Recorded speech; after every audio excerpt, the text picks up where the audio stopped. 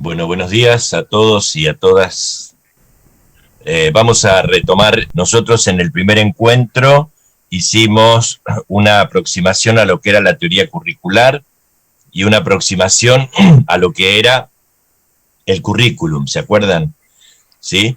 Y entonces hablamos que en una visión ingenua el currículum era ese plan de estudios eh, escrito, formalizado, que todo el mundo concebía como currículum y sin embargo vimos cómo había una serie de planos que se superponían y se solapaban en eso que llamábamos el currículum y habíamos visto algunas definiciones bastante amplias, sobre todo la de Derek Walker y la de Cecilia Braslavsky, ¿no? Que planteaban el currículum como un campo de juego en el que intervenía, digamos, lo que era formal, pero también lo real, o sea, cómo ese currículum se vivía, pero también, digamos, aquello que se enseñaba subrepticiamente, subliminalmente, osmóticamente, que era el currículum oculto, y vimos también currículum nulo, y entonces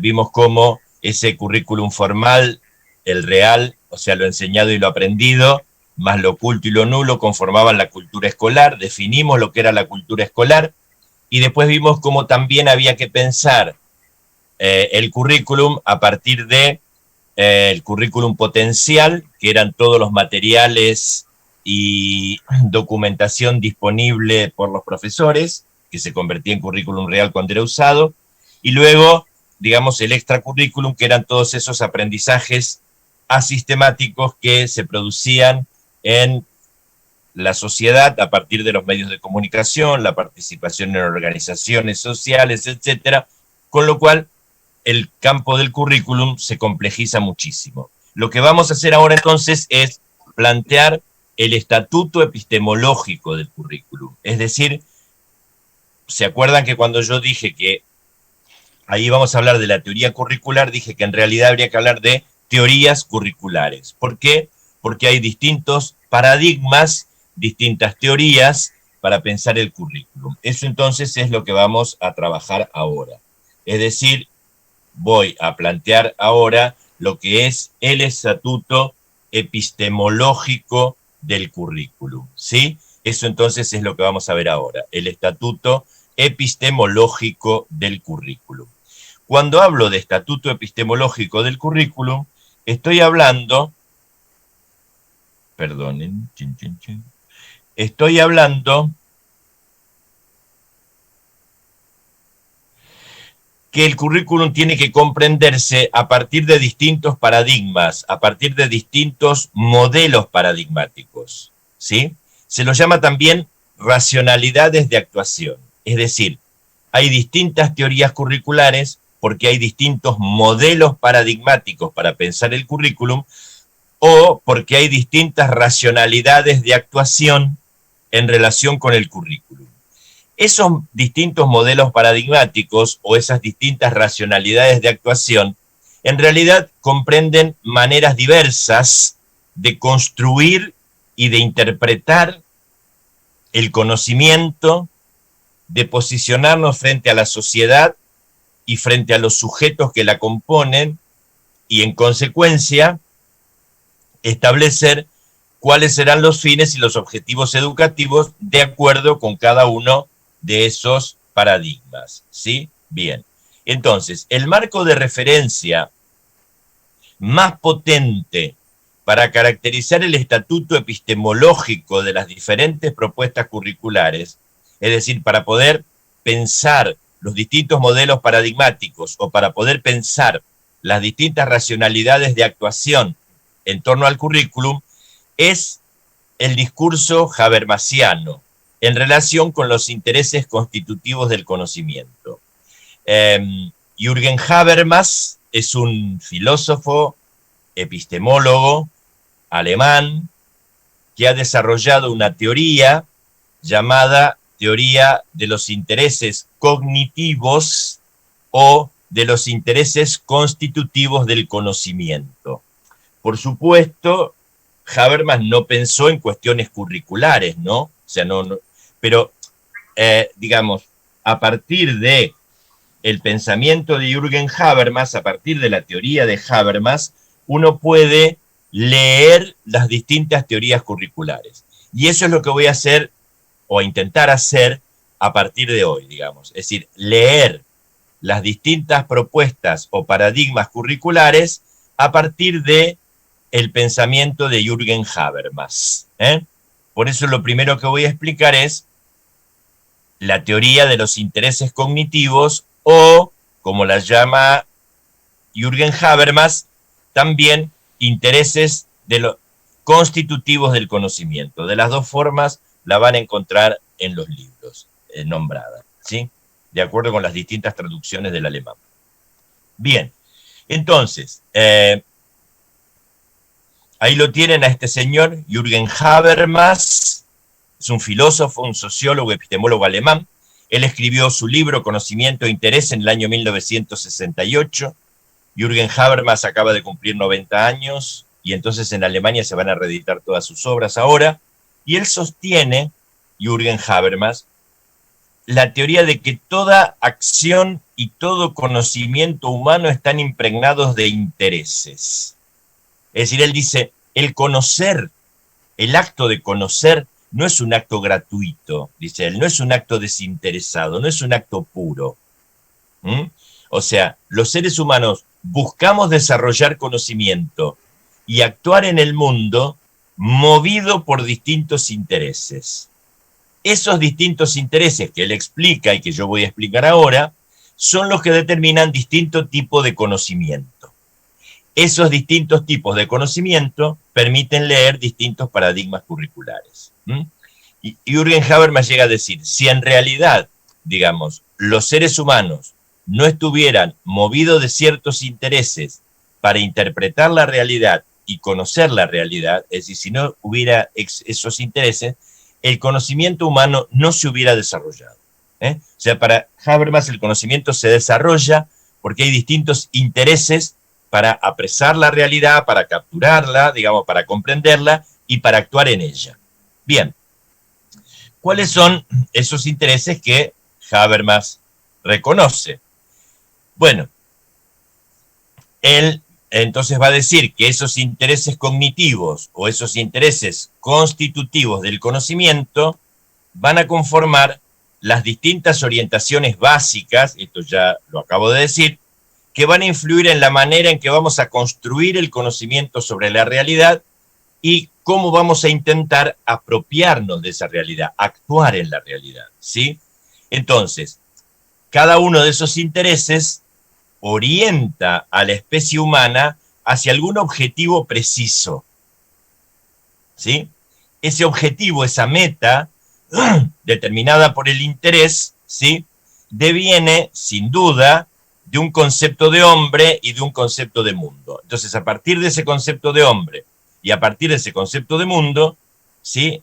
Digamos, generamos determinados intereses que nos llevan no solo a conocer, sino a actuar. ¿Sí? Bien. Thomas McCarthy, en un libro que se llama La teoría crítica de Jürgen Habermas, él dice, planteando, digamos, el pensamiento habermasiano, que los intereses cognitivos determinan el aspecto desde el que puede objetivarse la realidad. Y por lo tanto, dice él, el aspecto desde el que la realidad puede resultar accesible a la experiencia. ¿Sí? Bien. Y luego, Jaume Martínez Bonafé, un español, catalán, en un libro que se llama Renovación Pedagógica y Emancipación Profesional, va a explicar un poco más eso y va a decir, en su teoría del conocimiento, constituido de intereses, es rechazada la idea de un conocimiento puro o desinteresado. Esto que yo expliqué al comienzo, ¿no? Digamos que, como dice Habermas, si no hubiera un interés determinado por conocer, no se habría desarrollado el conocimiento. Él dice, afirmándose por el contrario, que el conocimiento está siempre constituido sobre la base de los intereses que han sido desarrollados a partir de las necesidades naturales de la especie humana. Y dice Martínez Bonafé, y conformados o modelados por las condiciones de los procesos históricos y sociales. Bien, dicho esto, que explica la teoría, digamos el núcleo duro de la teoría, vamos a ver cuáles son los intereses que ha logrado identificar Jürgen Habermas. Él ha logrado identificar 3 tipos de intereses cognitivos básicos: el técnico, el práctico y el emancipador. ¿Sí? Bien. Entonces, a ver, ¿cómo conocemos la realidad y cómo actuamos sobre la realidad de acuerdo con cada uno de esos intereses? En relación con el interés técnico, dice Habermas, se percibe la realidad en función de su posible manipulación técnica, lo que da lugar a una acción instrumental derivada, digamos, ¿de qué? De que tenemos un objetivo prefijado, una meta concreta, y entonces lo que hacemos es tratar de alcanzar esa meta controlando lo que sucede en el entorno. Este interés técnico, digamos, es el interés con que nosotros conocemos las cosas con las que nos manejamos en el mundo cotidiano. Digo, ¿cómo se aprende a manejar un automóvil? Digamos, controlando, digamos, el proceso, desarrollando una técnica que se automatiza. Nadie estudia la combustión ni el proceso por el cual la nafta, tal cosa, para manejar el automóvil. ¿Cómo manejamos un electrodoméstico? O sea, nadie estudia todo el proceso eléctrico, ¿sí? O sea, uno compra un electrodoméstico, lo que hace es leer el prospecto y decir, hay que apretar este botón, hay que hacer esto otro. Esos son, digamos, los conocimientos que adquirimos por el interés técnico, ¿sí? Es decir, tenemos un objetivo concreto y lo que queremos hacer es manipular y controlar la realidad. Acuérdense siempre de estas 2 palabras en relación con el interés técnico: manipulación, control, ¿sí? No hay otro interés, ¿eh? No hay, digamos, una cuestión más compleja que esa, ¿sí? Bien. Por eso, digamos, a partir del interés técnico desarrollamos una habilidad o una capacidad para hacer algo que hemos planificado previamente. Si tenemos un objetivo, planificamos cómo vamos a llegar a ese objetivo. Hay fines determinados y según una serie de reglas conocidas, usamos una serie de materiales y una serie de medios o de métodos para lograr esos fines. Leemos el prospecto que nos dice cómo manejar el electrodoméstico y lo hacemos, ¿eh? Es decir, hay una idea previamente fijada, ¿sí? De modo que el producto que yo obtengo, digamos, se ajusta a esa meta prefijada, se ajusta al objetivo original. ¿Sí? Es decir, por lo tanto, digamos, yo lo que tengo que hacer es controlar el resultado, digamos, ¿sí? Si se cumplió el objetivo o no se cumplió el objetivo. Bien. Ahora bien, ¿qué pasa con el interés práctico? Yo con el interés práctico no me conformo solamente con adquirir una serie de reglas o de técnicas para manipular y para manejar el medio. Lo que yo quiero es comprender la realidad, ¿sí? Es decir, es un interés un poquito más complejo, digamos, ¿no? O sea, yo lo que quiero ahora es comprender la realidad. ¿Para qué? Para que a partir de esa comprensión pueda interactuar con los otros en la realidad. Entonces yo lo que busco acá es comprender la realidad, no solamente manipularla y controlarla, comprenderla. ¿Para qué? Para interactuar. Acuérdense, entonces, estas 2 palabras en relación con el interés práctico: comprensión, interacción. ¿Sí? Es decir, ¿para qué yo busco asimilar la realidad? ¿Para qué busco adquirir conocimiento? Para comprender el sentido de los hechos, es decir, acceder a las realidades simbólicas. Ese es el interés práctico, ¿sí? Es decir, entonces, quiero llevar a cabo una acción concreta en un ambiente concreto, ¿sí? Es decir, quiero acceder a las realidades simbólicas. Esa comprensión, ¿cómo se desarrolla? en la socialización y en la comunicación. Entonces ya no es una cuestión simplemente de manipular y controlar algo para lograr un objetivo concreto. Acá lo que busco es comprender para interactuar. Entonces, digamos, a partir de este interés es que podemos negociar significados y podemos elaborar juicios, ¿sí?, racionales y morales. Y finalmente, dice Habermas, existe el interés emancipador, o crítico lo llaman algunos teóricos. Este interés emancipador, ¿por qué se preocupa? Ya no solamente por comprender la realidad. Este interés emancipador se preocupa por comprender la realidad para criticarla y transformarla. Esta es la diferencia entre los tres intereses, ¿no? Es decir, yo quiero transformar la realidad ahora, ¿para qué?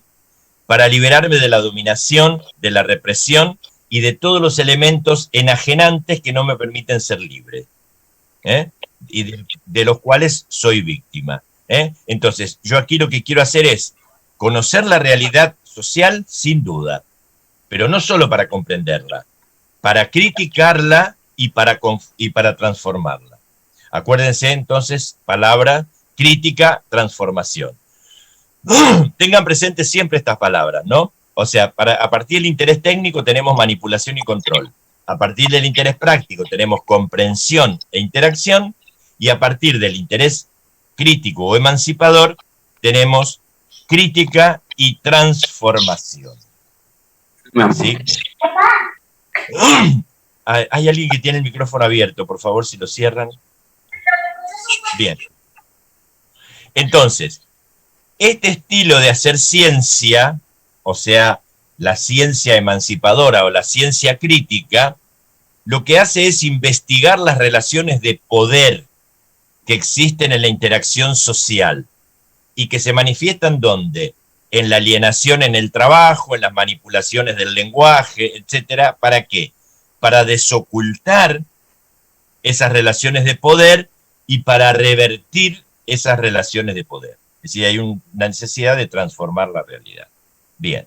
Entonces, fíjense, según el interés técnico, lo que queremos hacer es explicar y describir el mundo para realizar una acción concreta sobre él. De acuerdo con el interés práctico, lo que queremos es comprender el mundo e interpretarlo para encontrarle significado. Y de acuerdo con el interés emancipador, lo que queremos es transformar el mundo. ¿Sí? Fíjense entonces, digamos, la diferencia entre cada uno de esos intereses. Bien. Entonces, en síntesis, digamos, según el interés técnico, ¿qué es lo que hacemos? Percibimos la realidad para manipularla técnicamente, para realizar una acción concreta. Según el interés práctico, buscamos el sentido de las cosas, el acceso al significado de las realidades simbólicas o culturales. Y según el interés emancipador o emancipatorio o crítico, depende como lo llamen algunos, buscamos conocer la realidad para criticarla y para transformarla.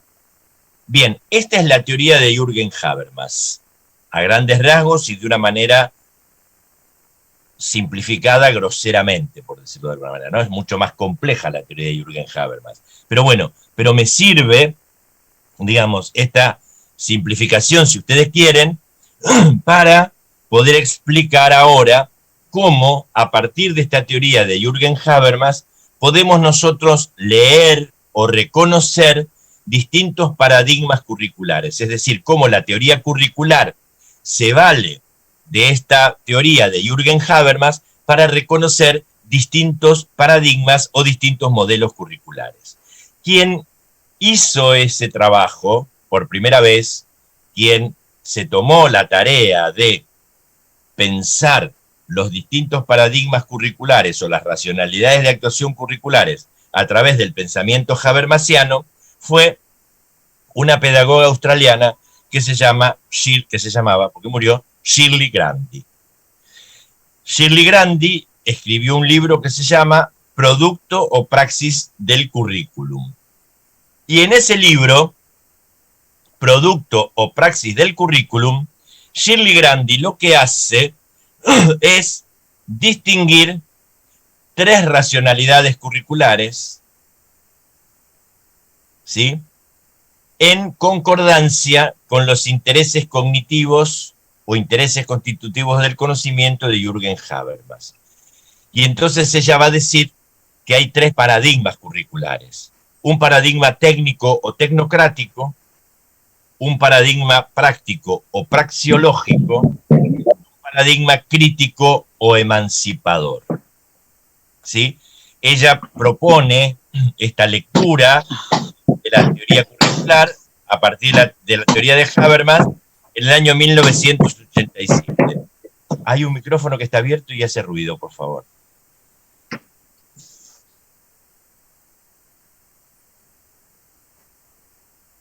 Bien, entonces vamos a leer las distintas racionalidades curriculares. Vamos a explicar. Entonces, ahora, hoy, lo que voy a hacer va a ser explicar en general las 3 racionalidades curriculares y a partir de los próximos encuentros vamos a ir viendo los autores más importantes de cada una de esas racionalidades curriculares. Entonces, vamos a ver las distintas racionalidades curriculares. Fíjense, ¿cuándo nace la teoría curricular? La teoría curricular nace a principios del siglo XX. Antes no había teoría curricular. Es decir, el currículum, tal como nosotros lo conocemos ahora, no fue objeto de estudio ni de preocupación hasta principios del siglo XX. Es decir, en ese momento es cuando aparece la teoría curricular y aparece, digamos así, de la mano del currículum de racionalidad tecnocrática. O sea que el primer paradigma curricular que aparece es el paradigma tecnocrático. En la década del 60 del siglo XX empiezan a sentirse unas críticas muy fuertes acerca de este paradigma y entonces, digamos, empieza a vislumbrarse el currículum de racionalidad práctica. Y en la década del 80 del siglo XX, sobre todo con el auge de las pedagogías críticas o de las teorías críticas de la educación, aparece el pensamiento curricular de racionalidad crítica. Entonces, digamos, esta es más o menos el desarrollo evolutivo de la teoría curricular. Teoría curricular que nace a principios del siglo XX. Y voy a explicar por qué nace la teoría curricular a principios del siglo XX. Y por qué además nace en Estados Unidos. Porque la teoría curricular nace en Estados Unidos. Bien. Entonces, el origen de la teoría curricular, es decir, el origen de pensar el currículum como campo de estudio y de investigación independiente, como les dije, nació a principios del siglo XX. Pero no fue el producto de un interés académico, es decir, no nace del campo de la educación la preocupación por el currículum. Fue una preocupación social y política por tratar de resolver las necesidades y los problemas educativos de la sociedad estadounidense para atender a la educación del hombre en la era industrial. Es decir, Estados Unidos, embarcado en la Primera Guerra Mundial, había quedado desindustrializado, habría que reindustrializar el país. Entonces, la economía y el mercado, ojo al piojo, la economía y el mercado centran su mirada en la escuela para pensar cómo la escuela podría preparar al hombre para incorporarse al mercado. Es decir, para incorporarse como mano de obra al mercado. Ese es el origen de la teoría curricular. Es decir, pensar, ¿sí?, cómo vamos a desarrollar un currículum con un fin determinado, tiene su origen acá, ¿eh? En los Estados Unidos y a principios del siglo XX. Bien. Por eso William Piner y Madeleine Grammett, en un libro que no está traducido, Theory and Practice and the Reconceptualization of Curriculum Studies, del año 81, ellos lo van a decir claramente en ese libro. Dice, el nacimiento de la teoría curricular, dicen ellos, es una conveniencia administrativa, no es una necesidad intelectual. Es decir, la política, en todo caso la política económica, el mercado, la empresa, la industria, piden que la escuela forme de una manera determinada. Bien, entonces, la teoría curricular se inicia como respuesta a las transformaciones económicas y sociales que se derivaron de la Primera Guerra Mundial. Es decir, ¿qué pasó entonces? ¿Qué ocurrió en los Estados Unidos? Se planteó que los planes de estudio tenían que adecuarse a las necesidades industriales de la economía del país, que se caracterizaba por la producción industrial en masa de lo que se llamó el Taylorismo. Es decir, se pensó la organización de la escuela, y no solo la organización, sino los conocimientos propios que había que desarrollar en la escuela, ¿sí?, de la manera en cómo estaban organizadas las fábricas y las industrias, de acuerdo con la filosofía taylorista, que la voy a explicar ahora, para que se entienda.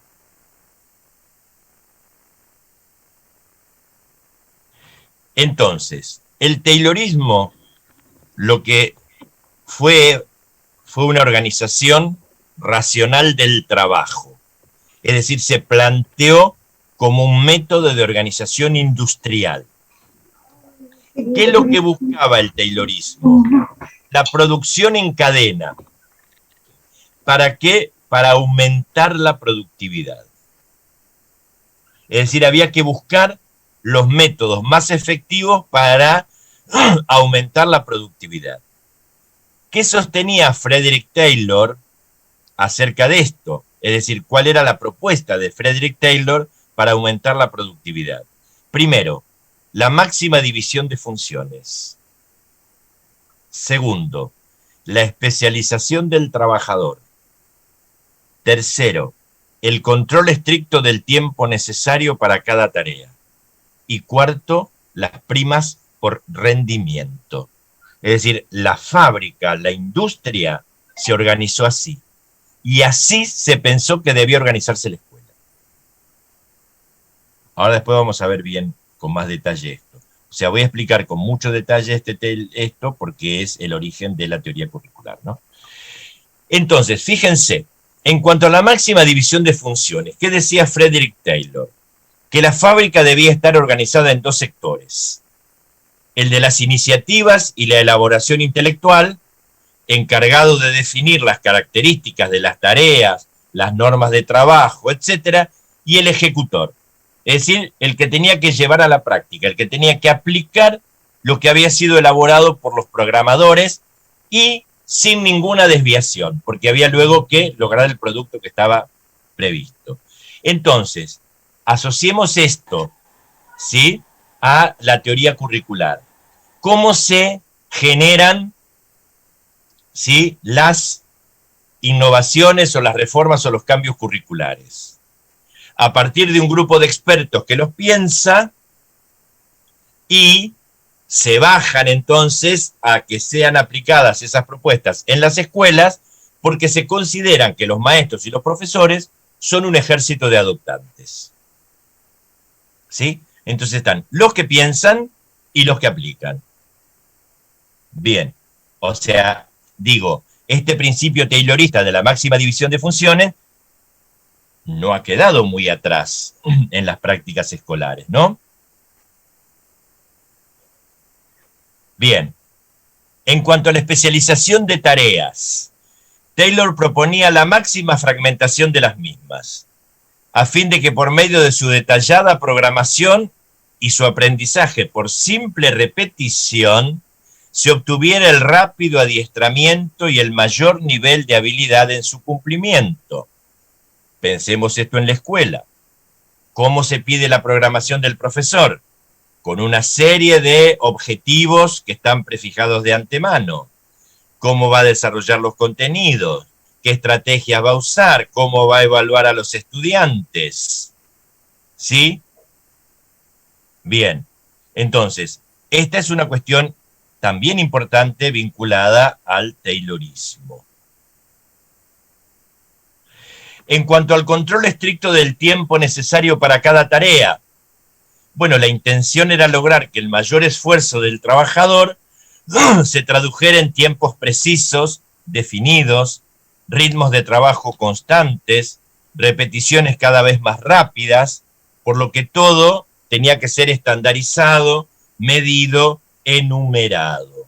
¿Sí? Entonces, tanto porcentaje de aprobados, tanto porcentaje de reprobados, ¿sí? Tal calificación supone que se aprueba, menos de esa calificación no se aprueba, ¿sí? Todo realizado en determinado tiempo, tanto tiempo para desarrollar la actividad de matemática, tanto tiempo para desarrollar la actividad de ciencias sociales, y así sucesivamente. Y en cuanto a las primas por rendimiento, Taylor propuso un sistema de incentivo económico para recompensar toda marca de rendimiento superior a los estándares fijados. Y a la vez, reemplazar a aquellos operarios que no pudieran alcanzar los patrones de producción establecidos. Bueno, y entonces, digamos, ¿qué pasa en la escuela? Tal estudiante tiene 6, tal tiene 7, tal tiene 8, tal tiene 9, en relación a los estándares fijados de rendimiento, ¿sí? Si no alcanza tanto, tiene que volver a dar cuenta de que ha aprendido o no.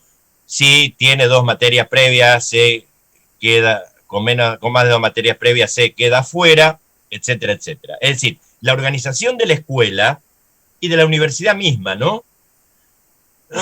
Digo, en realidad todavía tiene, ¿sí?, un gran resabio taylorista, ¿sí? Todavía tiene ese modo de pensar la escuela, ¿sí?, a la manera de cómo se piensa la organización fabril y la organización industrial.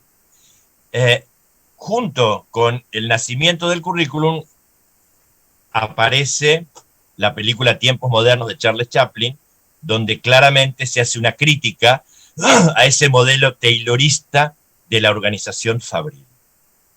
Bien. Entonces, Frederick Taylor, en un libro que se llama Principios de la Administración Científica, por supuesto no lo escribió en 1994, es de principios del siglo XX, pero la edición española que yo consulté es la de 1994, él va a decir: Taylor propuso que esa administración sistemática que él pensaba para la escuela, para la fábrica, perdón, era una verdadera ciencia que descansa sobre la base de leyes, reglas y principios claramente definidos. Y ahí viene, ahora, por lo que voy a leer, ¿por qué se piensa la escuela de esa manera? Y él dice, aplicables a todas las clases de actividades humanas, desde nuestros actos individuales más simples hasta el trabajo de nuestras grandes corporaciones que exigen la más esmerada cooperación. Fíjense entonces cómo Taylor dice, este modo que yo pensé para organizar la fábrica puede ser pensado para organizar la totalidad de la vida de los seres humanos.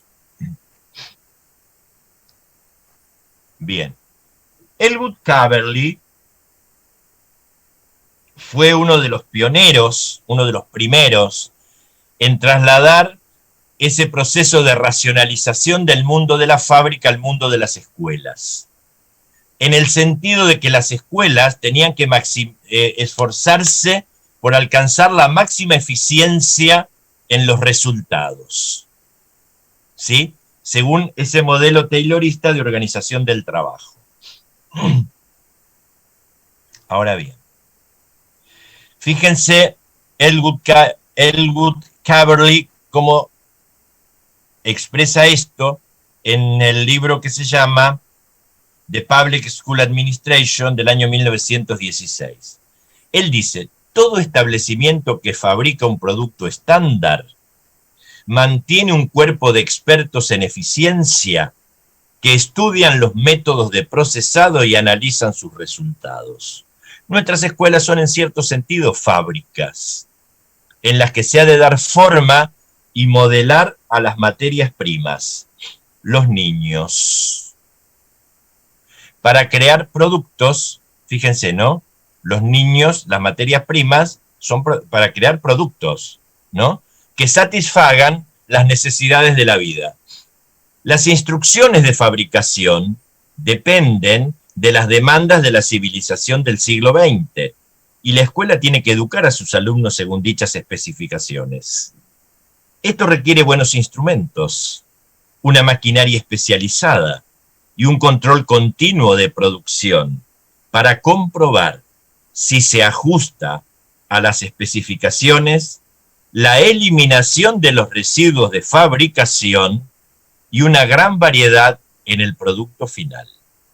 Fíjense esta concepción de el traspaso de la lógica fabril e industrial taylorista a la organización de la escuela.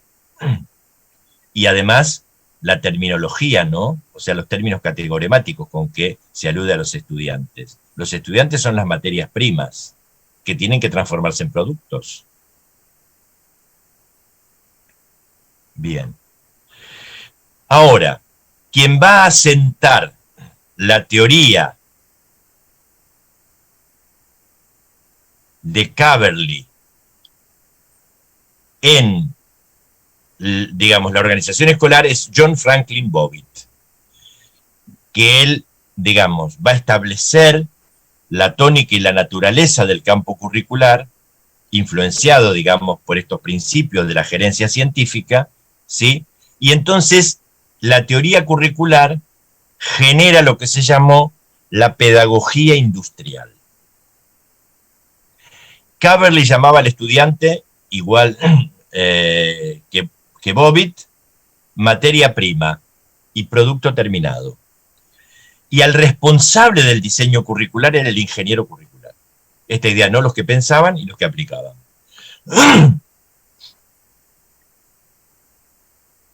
Bien. Y entonces, en su libro The Curriculum, que publicó en 1918, Bobbitt da dos definiciones para el término currículum. Y él dice, es el desarrollo de habilidades útiles mediante una serie de tareas concretas. Y después dos dice, es la serie de actividades que tenían que implementarse en las escuelas para lograr dicho fin.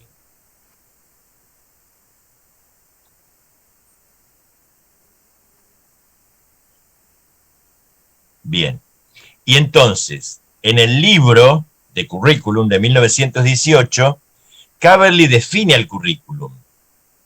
Y él lo dice, la serie de experiencias escolares de entrenamiento, no es ingenua la palabra, dirigidas a completar y perfeccionar el desarrollo de las habilidades que niños y jóvenes deben experimentar para resolver eficazmente las tareas laborales de la vida adulta y ser, en todos los aspectos, los adultos que deben ser.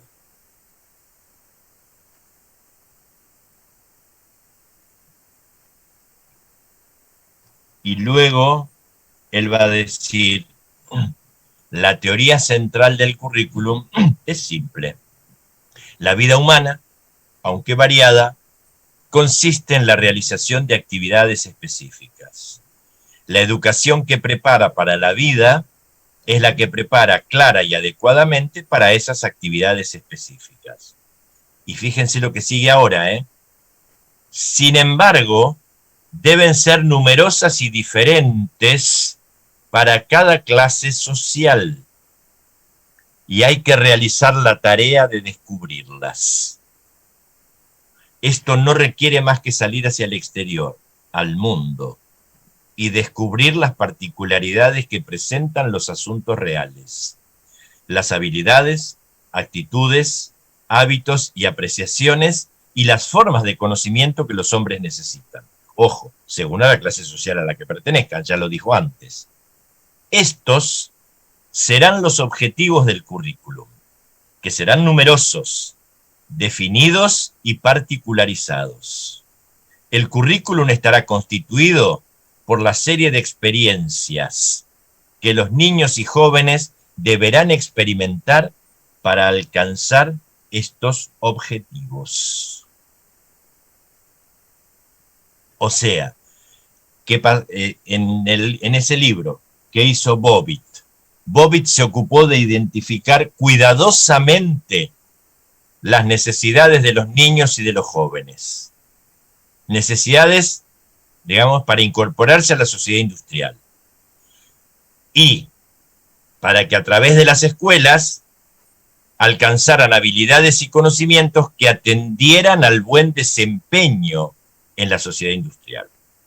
Entonces, este es el comienzo institucionalizado del currículum. O sea, este es el comienzo institucionalizado de la teoría curricular, ¿sí? Que consiste en ordenar las actividades de la vida humana para brindar una preparación acorde con las actividades específicas derivadas de la división social del trabajo. Por eso, un pedagogo brasileño, Tomás Tadeu da Silva, va a decir, Bobbitt, lo dice en su libro Espacios de Identidad, Nuevas Visiones sobre el Currículum del año 2001, ¿no? Tomás Tadeu da Silva va a decir, Bobbitt propugna que la escuela funcionase de la misma forma que cualquier otra empresa comercial o industrial. Tal como una industria quería que el sistema educativo fuese capaz de especificar precisamente qué resultados pretendía obtener, que pudiese establecer métodos para obtenerlos de forma precisa y formas de evaluación que permitiesen saber con precisión si dichos resultados fueron realmente alcanzados. Y luego, también en ese libro, él va a decir, el modelo de Bobbitt estaba claramente volcado hacia la economía. Su palabra clave era eficiencia. El sistema educacional debería ser tan eficiente como cualquier otra empresa económica. Quería transferir a la escuela el modelo de organización propuesto por Frederick Taylor. Ahora bien, digamos, ¿cómo se traslada el taylorismo a la lógica educativa? Bueno, entonces, a través de 4 pilares fundamentales, que son la filosofía educativa pragmática, la sociología de la educación funcionalista, la psicología conductista y la teoría de la administración científica. Es decir, la forma de organizar el currículum de acuerdo con estos 4 principios respondía claramente a la lógica taylorista con que se había organizado la fábrica. Entonces ahora voy a explicar estos 4 principios, claro, digamos. ¿Qué sostiene la educación pragmática? La educación pragmática busca el desarrollo de la eficiencia social en los estudiantes. ¿Qué significa esto de desarrollar la eficiencia social en los estudiantes? Brindarles oportunidades para que puedan solucionar problemas de la vida, pero aprender cómo ser miembro productivo de la sociedad. No se le vaya a ocurrir ser filósofo, por ejemplo. Ahora bien, ¿cómo se es miembro productivo de la sociedad? De acuerdo con la educación funcionalista, creando activos. Activo es una palabra que viene de la economía. Activo, pasivo, capital, ¿no? O sea, ¿qué son los activos? son los conocimientos y las habilidades que permitan incrementar la productividad en el futuro. Y de acuerdo con la psicología experimental o conductista, ¿sí? Para eso hay que aprender un cuerpo fijo de conocimientos que me va a dar una serie de habilidades y de conceptos estimulados desde el exterior a través de la reiteración por la práctica guiada. Y bueno, la teoría de la administración científica es el Taylorismo. Bien, dicho esto entonces, ahora vamos a conversar un poquitito al respecto antes de seguir. ¿Sí? Bien. Bueno, antes de seguir entonces. A ver, conversemos. ¿Qué tienen para decir?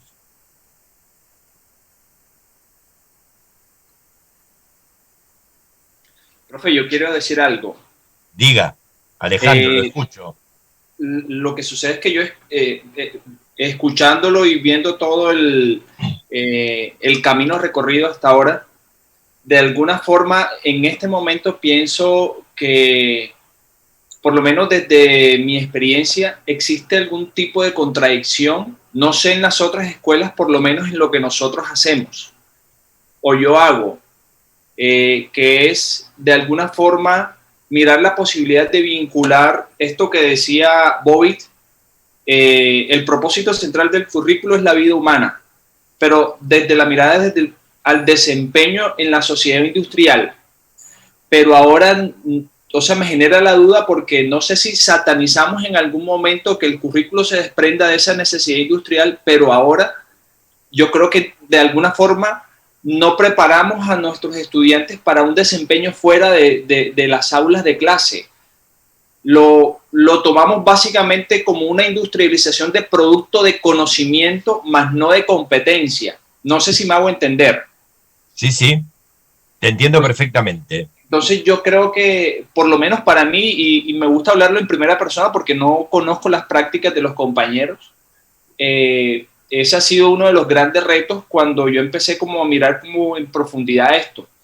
Yo creo que es importante tomar todo este contexto histórico, pero para poder realmente articularlo, para ver cómo yo preparo desde mi clase o desde la manera en que doy mi clase y poder integrar no solamente la información, sino la competencia para el poder qué hacer fuera de la escuela, que yo creo que eso es lo que está faltando en este momento desde mi punto de vista. O sea, nos llenamos mucho de contenido y por ahí hablaba en una de las lecturas que usted nos recomendó, esto de la fuerza del triángulo, y hablaba de los significados, de los usos, de las condiciones, de nuevas ideas, pero yo creo que nos está haciendo falta eso. Es decir, no sé, hay bastante información o bastante teoría, pero yo no me doy cuenta de que haya un buen resultado en la práctica. Esa es la reflexión que yo tengo hasta el momento, con lo que me ha pasado, con lo que he leído del doctorado hasta ahora y con esto que usted nos está compartiendo, que me parece pues supremamente importante que lo conozcamos, o por lo menos que yo lo conozca, y mirar cómo tomarlo para poder darle un vuelco, o sea, que no sea todo malo, porque no creo que sea malo, de pronto que se le ha dado una mirada solamente desde un punto de vista no un poco más global. Bueno, varias aclaraciones con respecto a lo que estás diciendo, que es sumamente interesante. Primero, no creo que haya que satanizar absolutamente nada. A ver, digo, si yo lo que quiero formar es un técnico en computación, pues este modelo, digamos, es interesante porque es para una actividad puntual y nada más. O sea, yo le digo, usted para arreglar una computadora tiene que usar tales herramientas, hacer esto, hacer lo otro. Eso ya está. Esa es una cuestión, digamos. O sea, el problema es cuando nosotros, digamos, a través de la educación, solo miramos la productividad o, digamos, lo que sería la preparación para el trabajo, no para el trabajo, la preparación para el empleo. Eso es, y más ahora eso es una cuestión terrible porque, digamos, los empleos o los puestos de trabajo cambian vertiginosamente. O sea, yo preparo un ingeniero con la mirada puesta en un puesto de trabajo que cuando se recibe, ese puesto de trabajo no existe más. Y seguramente el ingeniero tendrá que realizar un trabajo que antes no existía, por lo cual, digamos, no había preparación posible. Entonces, ese es un problema ahí importante con respecto a preparar para el puesto de trabajo o preparar solo, digamos, para la productividad. Ese es un problema, porque yo tengo que preparar o tengo que generar, digamos, las capacidades necesarias en las personas para que puedan, digamos, sí, tener las habilidades y los conocimientos necesarios que le permitan, digamos, a partir de una educación que se llama continua, porque no es posible ahora pensar que alguien termina un tramo educativo y con eso basta, sino que a través de la educación continua, digamos, que tenga las habilidades necesarias y los conocimientos como para poder generar aprendizajes autónomos, lo que no significa prepararlo para un puesto de trabajo. Este es el problema más grande. Y este es el problema que yo veo en la educación por competencias. O sea, la educación por competencias tiene esta matriz. Tiene esta matriz. Es una educación. Yo ahora, después cuando veamos los autores, voy a trabajar el currículum por competencias y lo voy a destrozar, porque realmente el currículum por competencias vuelve a esta matriz, digamos, al servicio del mercado. Es decir, lo que prepara, digamos, es al servicio del mercado. Y esto me parece terrible, terrible me parece, ¿sí? Entonces, esta es una cuestión importante, ¿no? O sea, creo que, o sea, lo que uno tiene que plantear es el desarrollo de ciertas capacidades, de ciertos conocimientos, de ciertas habilidades, sin duda para que la gente pueda insertarse laboralmente, pero no para un puesto de trabajo concreto y no pensando solamente en el mercado. Porque si vamos a hacer eso, digamos, habría entonces ciertos campos disciplinares que serían innecesarios, como la filosofía, por ejemplo, o el arte, porque el mercado no lo necesita. Entonces, es grave eso, es grave, digamos, ¿sí? Digamos, en ese sentido, digamos, planteo esto. ¿Y por qué planteo esto, digamos? Porque el currículum nace acá. O sea, la teoría curricular nace acá, y con esta filosofía.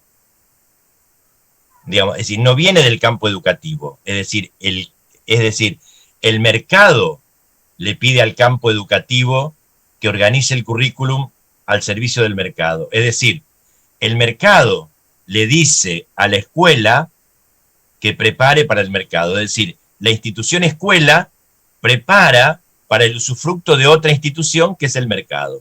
Y esto pasa con el currículum por competencia. ¿De dónde nace el currículum por competencia? De la OCDE, de la Organización para el Desarrollo del Comercio y la Economía. Es la economía y los grandes economistas, las grandes corporaciones que piden el currículum por competencias. Es exactamente lo mismo. ¿Sí? Y entonces aparecen estas cuestiones, digamos, en donde hay mucho, digamos, centrado en la cuestión del gerenciamiento, en la cuestión de trabajar colaborativamente, etcétera, pero hay toda una parte, un gran campo, digamos, del desarrollo humano que está descuidado en la educación por competencia. ¿Dónde está el arte? ¿Dónde está la filosofía? ¿Dónde está la preocupación, digamos, por los estudios sociales, por los estudios culturales? No está en ningún lado en el currículum por competencia. Es decir, es un currículum absolutamente limitado y restringido al servicio del mercado. Igual que este modelo. ¿Sí? Álvaro, quería saber. Bueno, la verdad, muy sorprendido. No tenía conocimiento de esto que acabo de aprender en este curso, de cómo la teoría científica de Taylor, desde la administración, aterriza en la escuela con su filosofía. Desde la lectura que hizo Edward Cover para aplicar ese modelo, y la cual fue la prueba piloto, pues la empezó el señor Bowlby. Pero, sin embargo, a pesar de todo lo que dice Taylor de la división del trabajo, desde la planificación de estos asuntos, resulta un interrogante, dice el siguiente, que no sé si se miró desde la época, y es, si bien el sentido era satisfacer las necesidades del mercado con la máxima productividad, Entonces, ¿cómo se miraba desde la escuela la fatiga desde el punto de vista del currículo? El cansancio desde el punto de vista del alumno. ¿Cómo se miraba la parte psicológica de la disposición que tiene el alumno, el aprendiz? ¿Sí? Como ese producto que se está formando para la sociedad y el mercado, para mejorar las condiciones que el mercado mismo exige. Entonces la pregunta concreta es, ¿cómo se miraba entonces la fatiga en ese mundo productivo traído desde Taylor a la escuela y puesto en práctica por el señor Bowlby? ¿Cómo se miraba?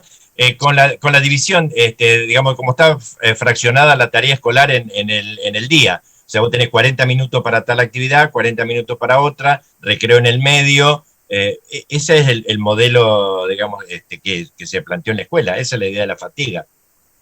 Digamos, cómo reducir la fatiga, digamos, ¿no? Es así como se organizó la escuela, digamos, con compartimentos estancos, 40 minutos para tal cosa, 40 para tal otra, recreos cortos, recreos largos, etcétera. Eso está medido, la organización de la escuela está medida tal cual la organización de la fábrica y la de la industria. Igual.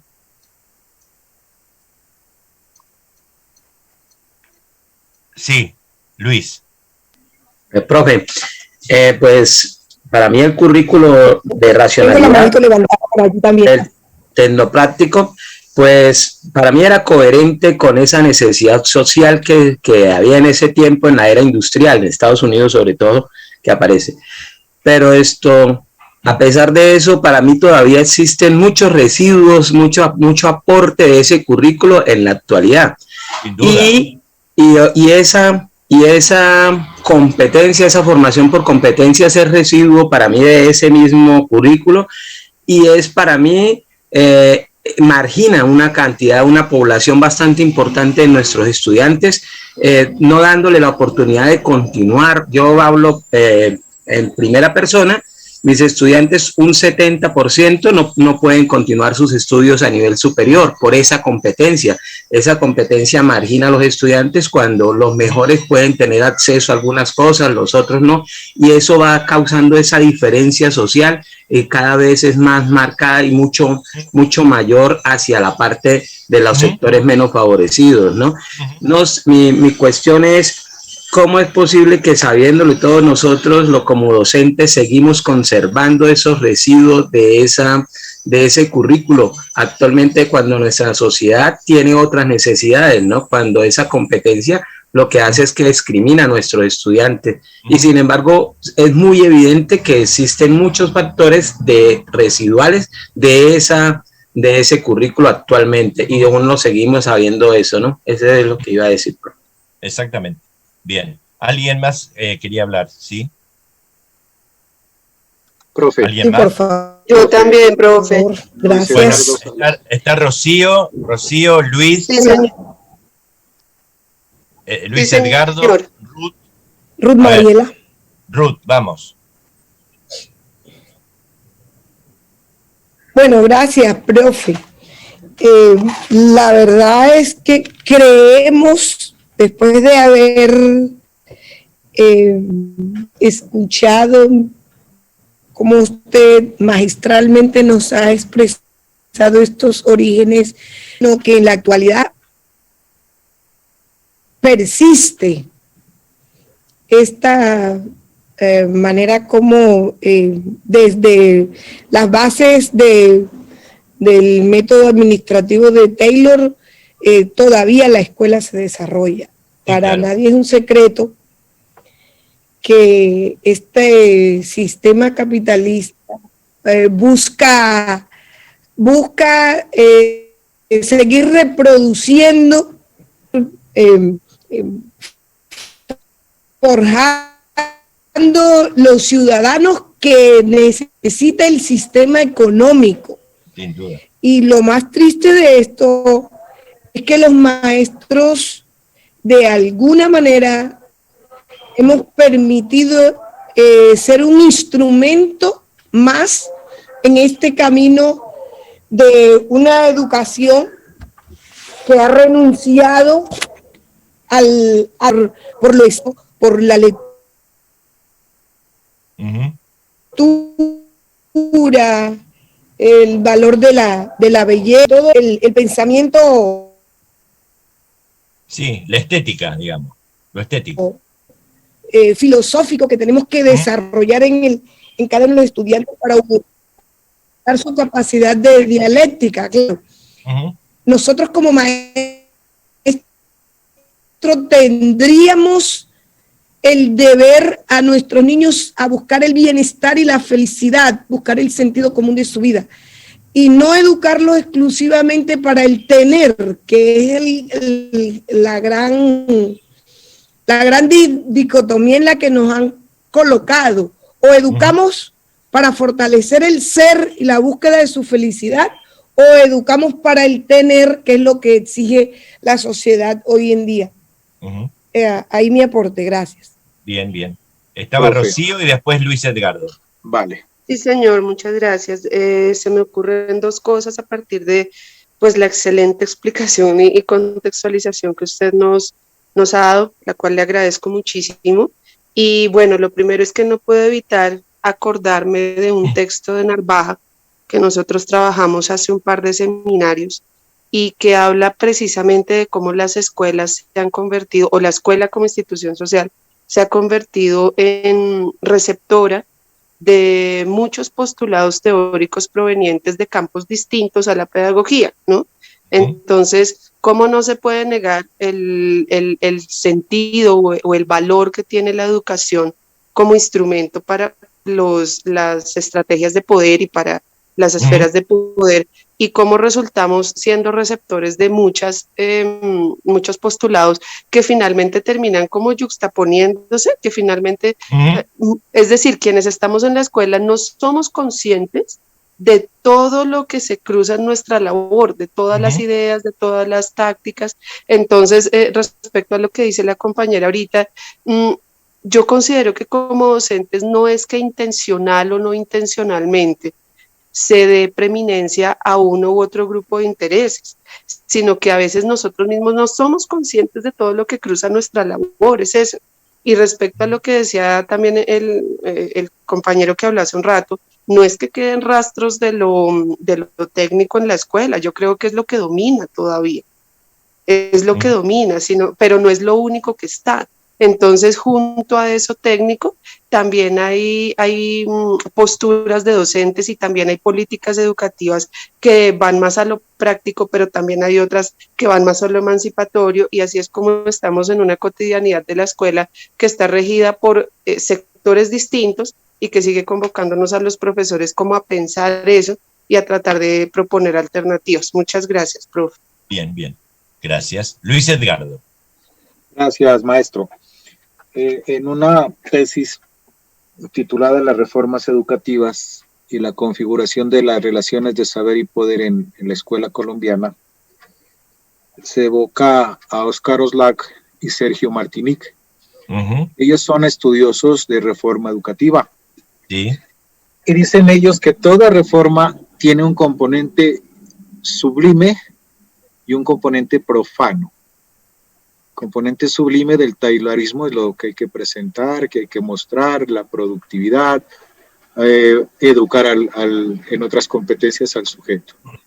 Y lo profano es lo que está pasando, cómo invade el taylorismo y sigue invadiendo la escuela, y cómo ha transformado, ha deshumanizado la educación, ha despedagogizado la educación, ha instrumentalizado la educación, y muchos maestros pensamos en un currículo ideal, pero ese currículo ideal no es posible en las condiciones de la reforma educativa, por lo menos nuestra. Es un currículo impuesto, y es un currículo que tenemos que obedecerlo y tenemos que cumplirlo, y esa es la lucha, creo yo, por abrir unas líneas diferentes de una posibilidad curricular. Es que esta pandemia tiene que enseñarnos otras reflexiones. ¿No será que tenemos que volvernos a encontrar en un currículo menos técnico y más humano? En un currículo más pensado para la convivencia con el otro sujeto de carne y hueso y la convivencia con el contexto natural. Yo creo que hay una posibilidad, pero no va a ser fácil. O sea, la pelea nuestra va a ser en un currículo impuesto, en un currículo obligatorio, y los esfuerzos que debemos hacer desde la escuela como un campo de combate, así lo dice Maturana, para transformarla desde el dentro y poder proponer alguna oportunidad diferente, totalmente más humana y más cercano a los nuevos contextos y escenarios, profesor. Exactamente. Bien, bien, muchas gracias. Bien, ¿algún aporte más tenemos? Yo, profe. Sí, Martín. ¿Cómo va? Buen día. No, buenísimo. Bueno, el aporte es fantástico. Imagínense que ya me dan ganas de salir para el ministerio y a discutir algunos temas, pero hay una cosa que creo que decía Luis cuando hace su intervención, que a mí me parece, dice, los docentes nos metemos tonos, los funcionarios, o sea, en la política educativa que se desarrolla desde el Estado demanda este tipo de cosas. O sea, las pruebas, digamos, que tanto son, no sé, en el resto de los países, pero acá son titulares de diarios y de mayor tirada, y los resultados, y si está 51 está mal, y si está 52 es mucho peor, y si está 50 es exactamente lo mismo, tienen esta naturaleza. Pero a mí lo que más me preocupa, digo, en este contexto de pandemia, y ya siendo la praxis de lo que vemos que está pasando en las escuelas, ¿no? Le cuento rápidamente la experiencia en Argentina, en la provincia donde estamos nosotros con el profesor Fernando, hoy tiene una jornada reducida de actividades presenciales, ¿no? Los chicos van un rato. De una jornada habitual de que son 5 horas, están yendo 4, de las cuales 90 minutos, con una pausa de 30, y otros 90 minutos son la jornada escolar. ¿Está? 90, 30, 90. ¿Qué es lo que establecieron las autoridades políticas, o sea, los decisores de la política educativa, que se prioricen en esos 90 minutos que se dan en cada una de los 180 por día, digamos, lengua y matemática, con alguna ciencia?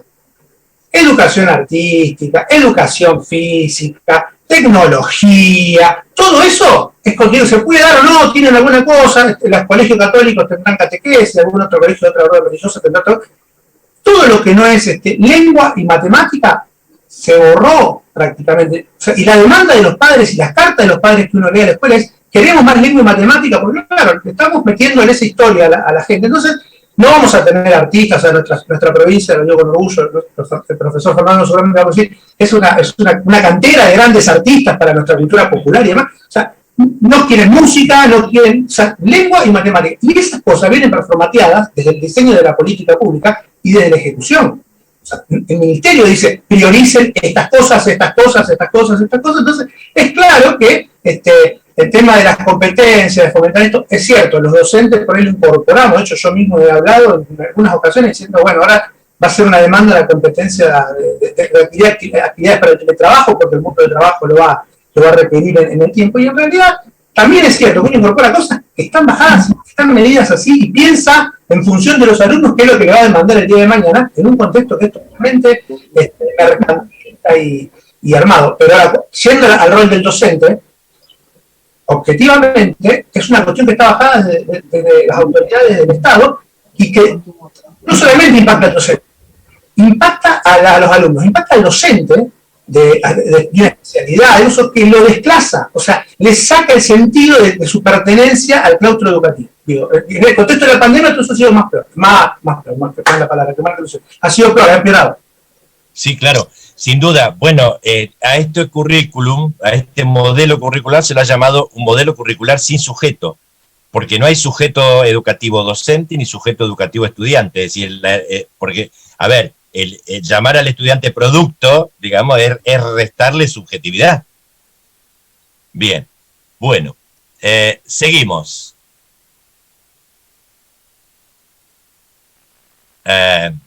Bien. ¿Ven la pantalla, verdad? Sí, perfecto.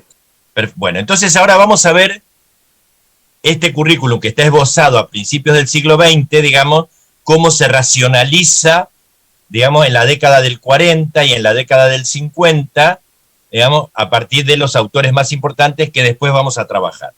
Entonces, para esta teoría, el currículum, digamos la teoría tecnocrática, el currículum es un plan integral de enseñanza. Es decir, lo que está planificado por los expertos hay que cumplirlo. ¿sí? Es decir, los profesores es un ejército de adoptantes, ¿sí? Hay que cumplir fielmente. Y después, por eso vienen los operativos nacionales de evaluación de calidad, que establecen a ver en qué medida se cumplió eso que estaba prescripto, ¿sí? Sin tener en cuenta las condiciones reales en las que se trabajan en las escuelas, ¿no? Bueno, entonces, por eso para ellos el currículum es un plan integral de enseñanza que está científicamente fundamentado en la teoría taylorista, que especifica los resultados de aprendizaje esperado. Es decir, hay que lograr esto. Por eso la evaluación se convierte en un control de producto, ¿no? Bien, entonces, Hilda Taba, que es una teórica de este movimiento, que por supuesto no escribió el libro en 1974, yo uso la edición española del 74, dice, planificar el currículum, dice ella, es el resultado de decisiones que afectan a 3 asuntos diferentes: selección y ordenación de los contenidos, elección de las experiencias de aprendizaje y planes para lograr condiciones óptimas para que se produzca el aprendizaje. Es decir, el currículum está encapsulado y no se tienen en cuenta las condiciones contextuales, ¿sí? Bien. Es decir, es una perspectiva que considera que la educación tiene que responder a las exigencias profesionales de la vida adulta. Entonces el currículum es solamente una cuestión técnica. Solo hay que pensar cómo lo organizamos y lo desarrollamos. Nada más. No hay otra preocupación. ¿Sí? Bien. Entonces, el modelo técnico está orientado al producto. Hay objetivos, intenciones que están bien claras de entrada, que están previamente establecidas, ¿sí? Es decir, que la preocupación fundamental es que se cumplan esos objetivos, que los resultados de aprendizaje sean los deseados a partir de esos objetivos. Por eso, digamos, para esta corriente, el currículum es el currículum formal, solamente, ¿sí? ¿Se acuerdan que nosotros vimos formal, sí, real? Bueno, nada de las otras dimensiones del currículum cuentan, porque en realidad la práctica es solamente la aplicación de lo que está previsto, ¿no?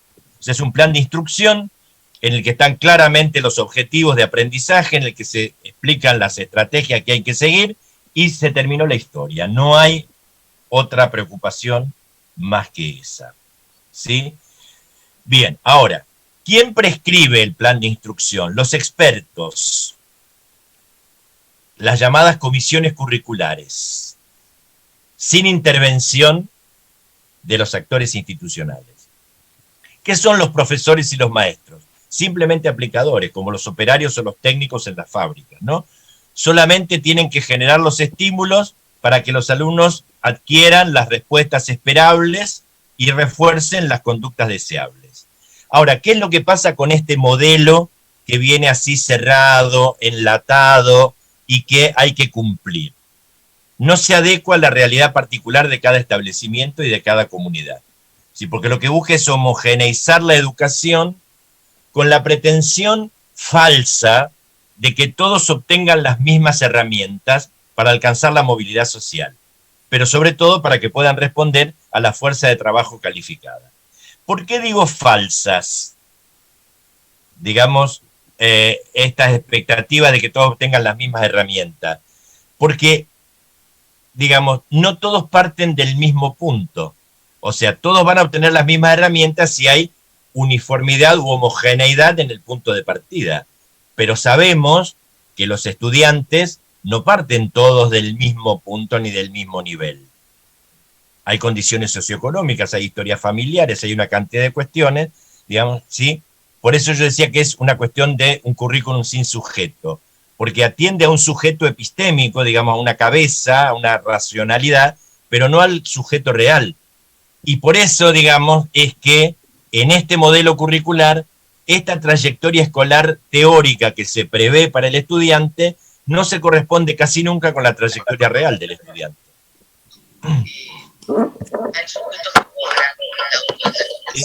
Bien.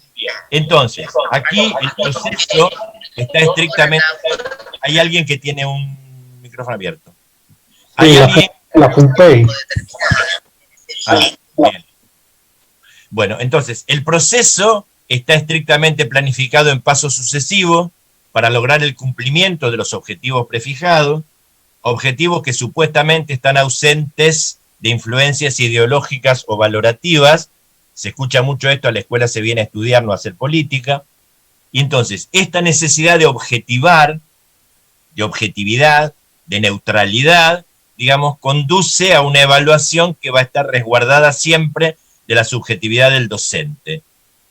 Y generalmente aparece en esta evaluación centrada en pruebas objetivas, ¿no? Destinadas a medir logros. Bien. Bueno, esto no importa. Ahora, fíjense, ¿qué dice Fancy Castro, esta pedagoga chilena, en este libro llamado Currículo y Evaluación Educacional? Ella dice: el currículo se entiende como un diseño donde se especifican los resultados pretendidos en un plan tecnológico de producción. Dice, es por ello, dice ella, una declaración estructurada de objetivos generales, objetivos específicos y operativos de aprendizaje. A esto se lo ha llamado también la pedagogía por objetivos, ¿no? Bien, las actividades son medios para conseguir los objetivos operativos, que indican conductas observables, medibles y cuantificables. Como sistema tecnológico, precisa una serie de competencias, y dejo la palabra competencia en agenda, porque no es un invento, digamos, del siglo XXI, sino que viene de ahí la competencia, de competencias concretas, dice, conductas medibles y observables a adquirir por los estudiantes. Y Dermeval Saviani, que es un pedagogo brasileño que pertenece a la corriente crítica de la pedagogía, en un texto que se llama Las teorías de la educación y el problema de la marginalidad en América Latina, que apareció en el año 1982 en la Revista Argentina de Educación, va a decir, se buscó planificar la educación de modo de dotarla de una organización racional capaz de minimizar las interferencias que pudieran poner en riesgo su eficiencia. Dice, de ahí la parcelación del trabajo pedagógico con especialización de funciones, postulándose la introducción en el sistema de enseñanza de técnicos de los más diferentes matices, aparecen los asesores curriculares, etcétera, supuestamente neutros, objetivos, imparciales.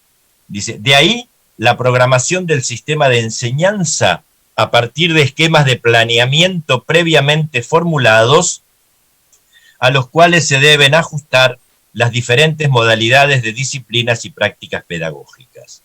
Es la planificación del proceso de enseñanza, el currículum formal, la que define lo que profesores y alumnos deben hacer, así como cuándo y cómo lo harán.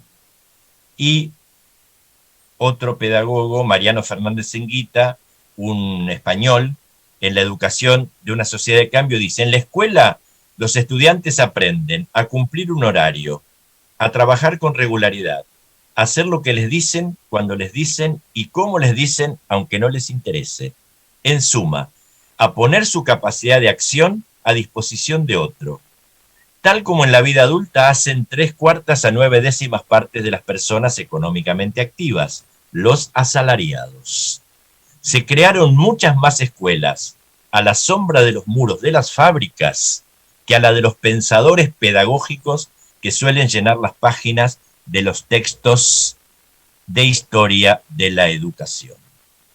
¿Sí? Bien, entonces acá la educación de una sociedad en cambio es un artículo de este libro que se llama La ciudad educadora de Mariano Fernández Enguita. Bien, y acá tienen una viñeta de Tonucci que muestra claramente este modelo, en donde ustedes ven cómo los estudiantes ingresan todos distintos a la escuela, llegan a la escuela como una fábrica, digamos, sí, a través de los materiales didácticos, los procesos, inyecta en las cabecitas de los estudiantes, ¿sí?, los contenidos y los saca todos uniformes. ¿Y qué pasa con los que no logran esto? Son los desechos, ¿ven? Los que quedan expulsados del sistema educativo. Les recomiendo una película. El episodio de la escuela de la película Pink Floyd, The Wall.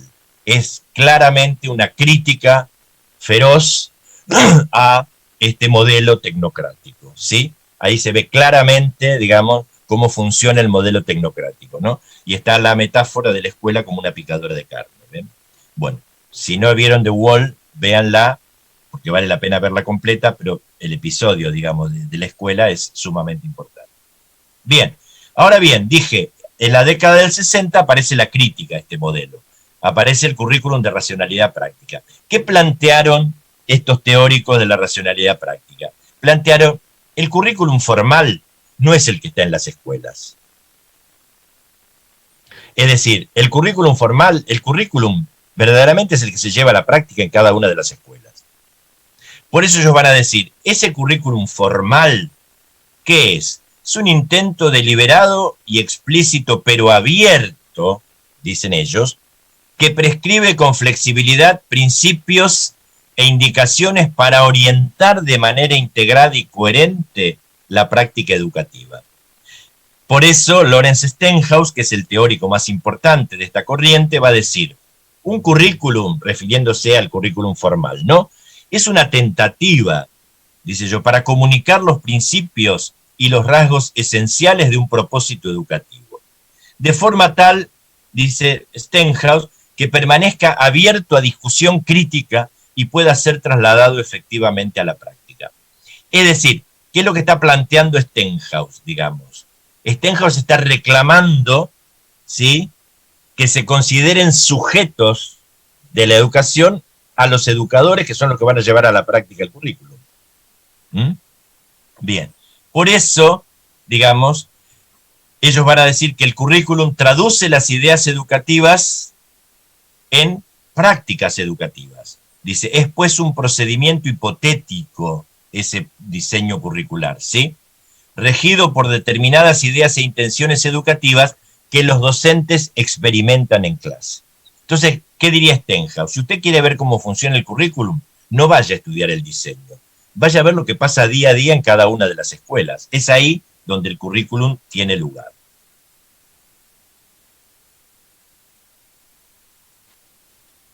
Bien. Entonces, Joseph Schwab, en un texto que se llama Un enfoque práctico como lenguaje para el currículum, que apareció en 1989, Schwab lo escribió mucho antes, en la década del 60, pero se tradujo y aparece en este libro, La enseñanza, su teoría y su práctica, va a decir, los profesores ni quieren ni pueden limitar su quehacer a lo que les digan. Los especialistas en distintas materias lo han intentado. Los administradores lo han intentado, los legisladores lo han intentado.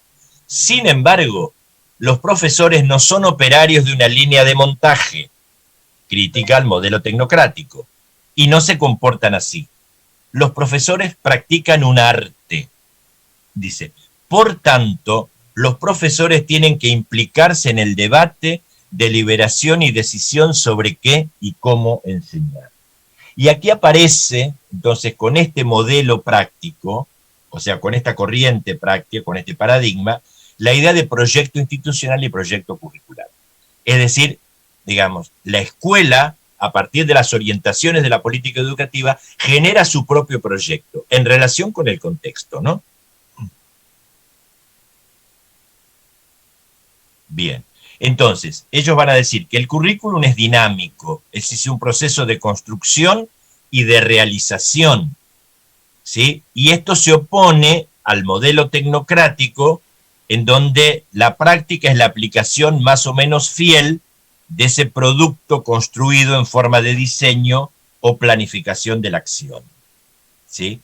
Bien, entonces, aquí aparece la responsabilidad de los profesores y los compromete en el análisis de su propia práctica. Entonces, ¿qué pasa con los maestros y los profesores a partir de este paradigma? Dejamos de convertirnos en aplicadores pasivos de recetas para convertirnos en miembros de equipo de trabajo sobre el currículum. ¿Ven? Esta idea del proyecto, ¿no? O sea, equipos de trabajo sobre el currículum. Dice, disponiendo de capacidad de decisión y pasando a ser creadores de nuevas prácticas y de pensamiento curricular. Esto lo voy a obviar. Y si quieren ver un modelo de currículum práctico, les recomiendo la película española La lengua de las mariposas del año 1999. Fernando Fernán Gómez, el actor que encarna el maestro, es un maestro que lleva adelante, digamos, un currículum práctico. Bien. Y finalmente voy a ir ahora al currículum de racionalidad crítica. Cuando hablo del currículum de racionalidad crítica, de década del 80, estos teóricos van a sostener que el currículum es una producción social y cultural dirigida a la construcción conjunta de conocimiento entre los participantes activos del mismo, a través de la praxis. Aquí aparece el concepto de praxis. Praxis es un concepto marxista, ¿no? Todos estos autores de racionalidad crítica son neomarxistas.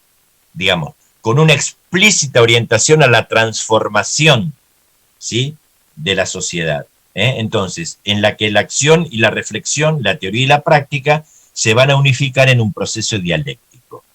¿Qué va a decir Fancy Castro? Esperen que acá quiero hacer una cosa. Ahí está.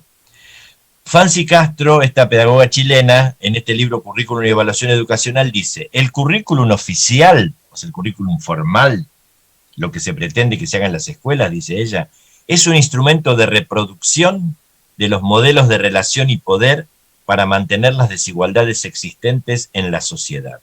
Su papel es ideológico y es necesario desenmascararlo. Aquí aparece la idea de ideología, pero la idea de ideología marxista, ¿no? No lo que se entiende habitualmente por ideología. Para Marx, la ideología era la falsa conciencia que no nos permitía darnos cuenta de que somos objeto y somos manipulados por el poder, no somos sujetos, digamos, y que, digamos, el poder ha logrado convencernos o adormecernos para pensar que eso es bueno. Entonces, en ese sentido, ella dice su papel es ideológico, ¿no? Habla aquí del concepto marxista. Bien. Y entonces, el currículum tiene que contribuir a que los actores comprometidos, especialmente los que pertenecen a los colectivos sociales más desfavorecidos, se puedan involucrar como personas corresponsables de un proyecto de intervención sociopolítica destinado a producir el cambio social. Y entonces, ¿cómo se logra esto? Stephen Kemmis, que es el teórico más importante de este modelo, un australiano, en un texto que se llama El currículum más allá de la teoría de la reproducción, él va a decir, esto exige de los profesores que no se vean a sí mismos como quienes tienen que decidir en la educación en nombre de la sociedad, sino como participantes en la vasta lucha de la sociedad hacia formas de vida social más racionales, justas y satisfactorias. Esto requiere que los educadores tengan en su mano el poder de adoptar decisiones educativas con aquellos cuyas vidas se ven afectadas por ellas. Y entonces, las instituciones educativas, digamos, ¿sí?, de acuerdo con esta propuesta, tienen que ser espacios de resistencia y de denuncia de aquellos discursos y prácticas que legitiman la imposición de ideas, prácticas sociales y valores hegemónicos. Esto está muy en relación con el pensamiento de un sociólogo italiano, Antonio Gramsci. Antonio Gramsci decía que los intelectuales, y él consideraba a los maestros y a los profesores como intelectuales, no pueden ser intelectuales orgánicos. Es decir, no pueden ser intelectuales al servicio de la legitimación y de la imposición de los valores hegemónicos. Él dice que la obligación de los intelectuales es crear contrahegemonía, es decir, esclarecer para revertir las relaciones de poder que se dan en las sociedades capitalistas. Por eso, digamos, estos teóricos dicen que el currículum tiene que ser un currículum que sirva para crear contrahegemonía. Y bueno, aquí aparece entonces, por supuesto, la idea de praxis, ¿no? O sea, la idea de realizar una acción sobre la que se ha reflexionado críticamente para poder transformar la realidad social que se considere injusta o no satisfactoria. ¿Sí? Bien. Bueno, y entonces, por supuesto, digamos, la praxis adopta lo que se llama la investigación-acción. ¿Sí? Bien, que es una forma de investigación que liga el enfoque de las ciencias sociales con programas de acción social. Es decir, la investigación-acción sirve ¿para qué? Para resolver o para dar solución a demandas sociales insatisfechas. Bueno, John Eliot, que es un pedagogo inglés, en un libro que se llama La investigación-acción en educación, define a la investigación-acción y él dice como un estudio de una situación social. Ven acá, los contenidos no están previstos de antemano.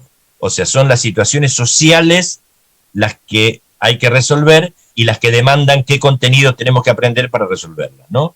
Por eso dice Eliot, un estudio de una situación social con el fin de mejorar la calidad de la acción dentro de la misma.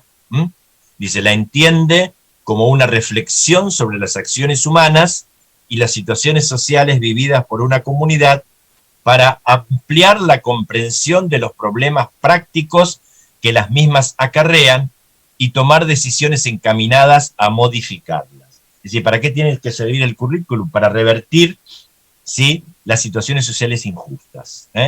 Y por eso Kemis, en un texto nota que no está traducido, Changing Practice, esperen que acá está mal esto, ahí está, Changing Practices, Changing Education, él va a decir que la investigación-acción es una forma de indagación autorreflexiva realizada por quienes participan, profesorado, alumnado o dirección, por ejemplo, en las situaciones sociales, ¿ven? Y él dice, incluyendo las educativas, para mejorar la racionalidad y la justicia de sus propias prácticas sociales o educativas, su comprensión sobre las mismas y las situaciones e instituciones en que estas prácticas se realizan, ¿sí? Y acá tienen el modelo de lo que es la investigación-acción, ¿no? O sea, se toma una situación social que se quiere resolver, se planifica cómo se va a hacer, se actúa, mientras se actúa se observa y se reflexiona acerca de los modos de actuación y se vuelve a planificar para volver a actuar, para volver a observar, para volver a reflexionar, para volver a planificar y así, digamos, sucesivamente, digamos, en una espiral o en una progresión helicoidal para dar lugar a resolver las situaciones sociales destacadas como injustas. Esto no importa, y si quieren un modelo de currículum emancipador o crítico, les recomiendo esta película Escritores de la Libertad. Allí lo van a ver claramente. Bueno, y entonces, por supuesto, digamos, sin duda, cada una de estas racionalidades curriculares van a disputar el predominio en el campo del currículum, ¿no? Sí, bueno, y por supuesto, cada una va a expresar conceptualizaciones diferentes, van a entender de manera distinta cómo se produce, se interpreta y se distribuye el conocimiento, y a su vez van a interpretar de manera distinta cuáles son las relaciones entre los actores educativos en los procesos de formación.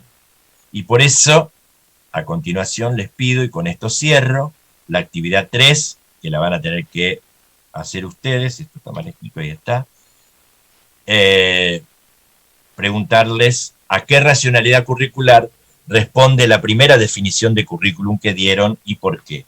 Y para eso les voy a pedir que fundamenten su respuesta, digamos, leyendo estos textos, ¿no? El de Malagón y el de Valdés Vera, ¿sí? Listo, bien. Ahora entonces cierro la presentación y vuelvo a trabajar con ustedes y me interesa que evalúen. Profe, esa presentación está en la plataforma. Usted la va a subir a la plataforma. No sé si ya está subida, si no ya le digo a Natalia que se la suba. Parece que no. No está subida, profe. Yo estuve buscando y también tenía esa consulta. Bien, bueno, ahora se las hago subir, no se preocupen. Bueno, entonces ahora me gustaría que evaluemos un poquitito el trabajo que hemos desarrollado hoy. ¿Qué les ha parecido? ¿Cómo les ha parecido mi exposición? ¿Está clara? ¿Han entendido?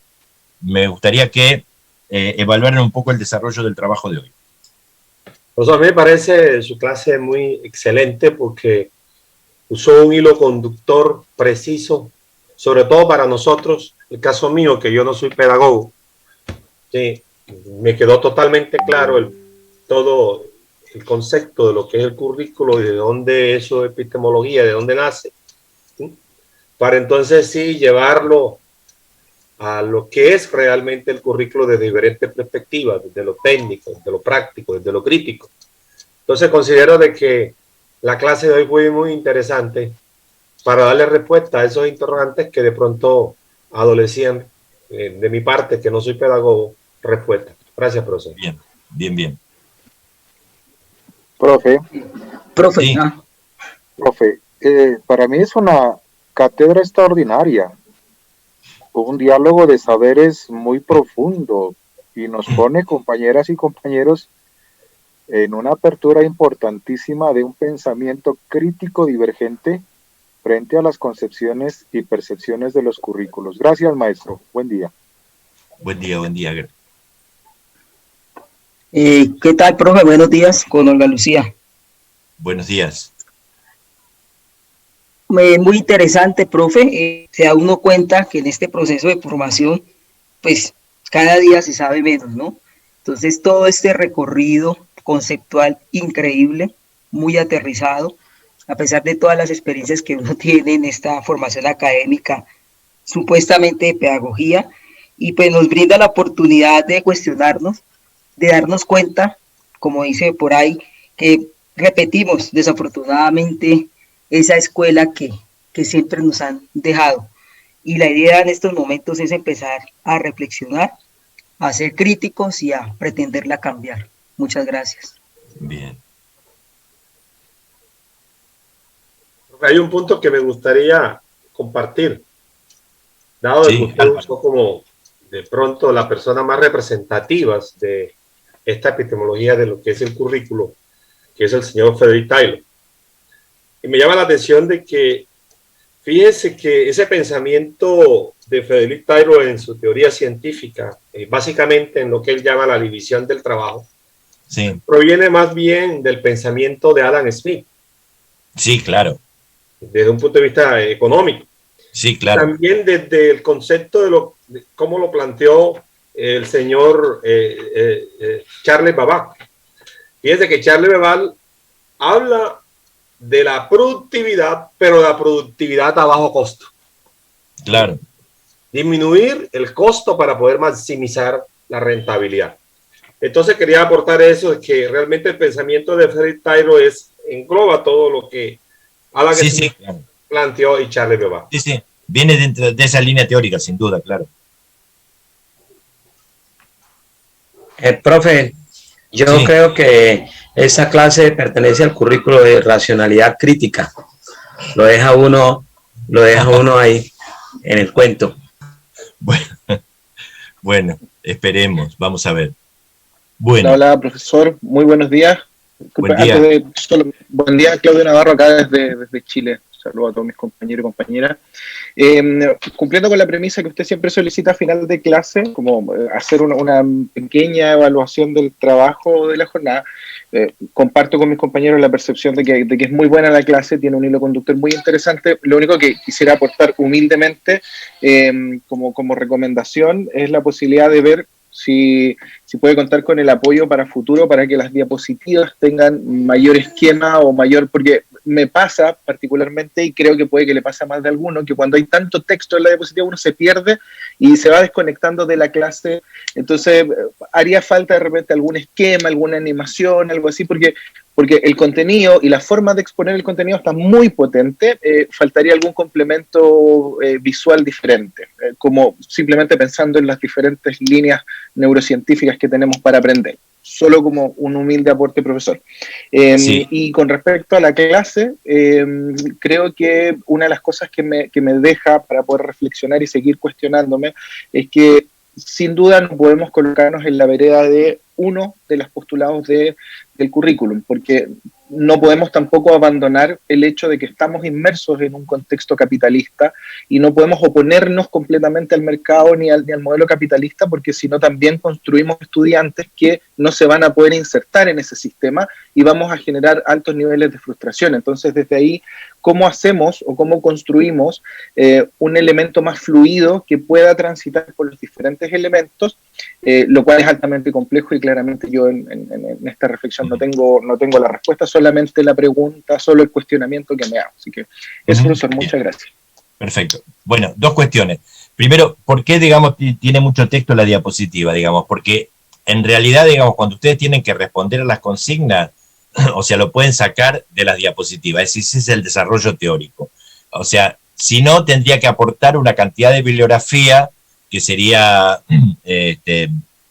poco práctico, digamos. O sea, por eso es cierto que las diapositivas tienen texto, pero ese texto es texto teórico para poder resolver consignas. Esa es la cuestión por la cual, digamos, son poco esquemáticas. Yo entiendo que hay que poner, digamos, muy poca información, más vale esquema, flecha, etcétera. Pero si hago eso, digamos, tengo que incorporar más bibliografía.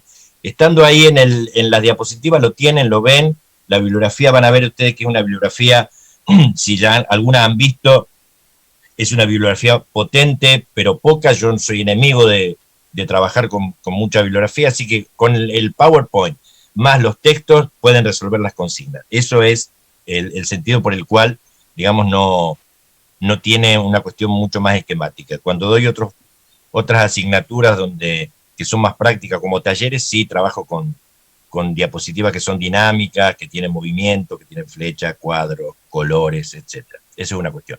La otra cuestión, digamos, ese es el desafío de la educación, ¿no? O sea, bueno, cómo, digamos, preparar, digamos, para una sociedad, pero, digamos, no formar solo mano de obra para esa sociedad, ¿no? Cómo desarrollar pensamiento crítico y reflexivo para ser sujeto. Creo que ese es el desafío, ¿eh? Esa es la idea, Álvaro. Sí, bien. ¿Alguien más quiere aportar? ¿No? Respecto Bueno. a las diapositivas.